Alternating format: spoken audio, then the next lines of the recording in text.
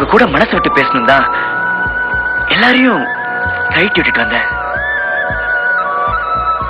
ஆனா நீங்க ஒரு வார்த்தை கூட பேச மாட்டேங்கிறீங்களே.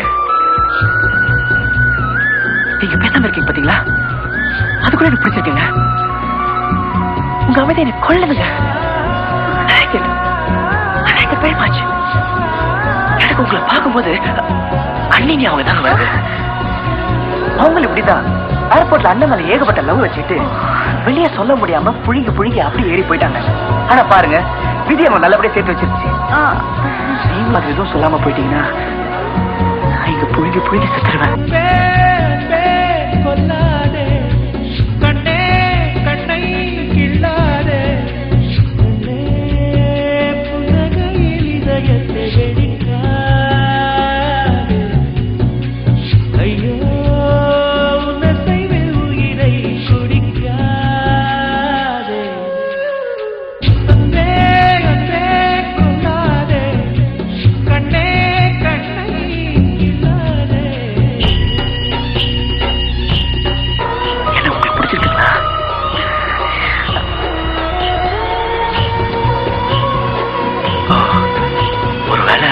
அண்ணியும் தானே லவ் பண்ணாங்க.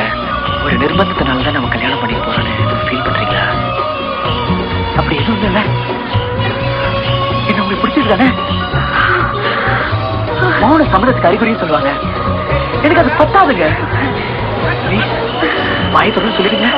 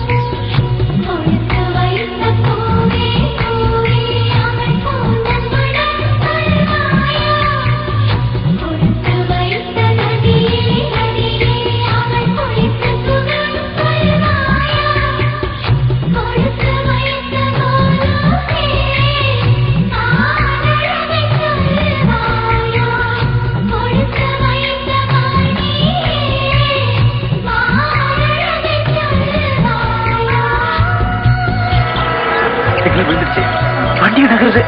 ஆனா லவ் மட்டும் எங்க நகராம அப்படியே நிக்குது. எனக்கு பிடிச்சிருக்கு. ஒரு வார்த்தை சொல்லுங்க. ஒரே வார்த்தை. ஒரு வார்த்தை. அழகிய நிலவில் ஆக்சிஜன் நிரப்பி அங்கே உனக்கு வீடு செய்தேன். உன்னுயிர் காக்க என் உயிர் கொண்டு உயிருக்கு உயிரால் உயிரிடுவேன்.